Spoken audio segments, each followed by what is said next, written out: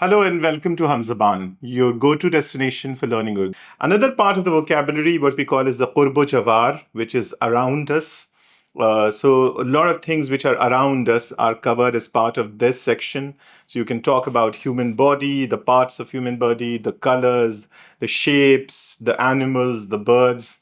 The simple ways of learning, for example, if you go to color, you simply go to a color palette and you can go and pick, let's say, for example, orange. What do we call orange in Urdu?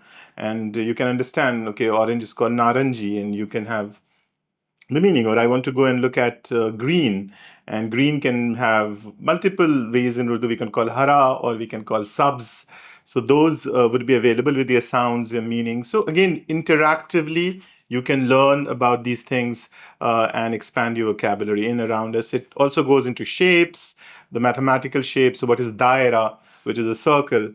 What is murabba, which is square, or mustatil, which is a rectangle. So you can keep going and again expanding on you can look at the different birds. What is a kabutar, right? Which is a pigeon, or and we can look at who's what we call in Urdu a vulture, right? So that a gid.